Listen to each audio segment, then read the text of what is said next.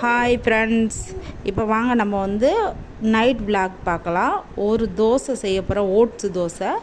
2 tumbler அந்த உலக்கில் 2 உலக்கு பச்சரிசி சேர்த்துக்கிட்டேன். 1 உலக்கு ஓட்ஸு சேர்த்துக்கிட்டேன். ஓட்ஸை தனியாக தான் ஊற வைக்கணும். ஒரு 200 கிராம் உலக்கில் உளுந்து சேர்த்துக்கிட்டேன். அரிசி உளுந்தையும் ஒன்றா சேர்த்துக்கிறணும். சேர்த்து நல்லா 2 மணி நேரம் ஊற வச்சிடணும்.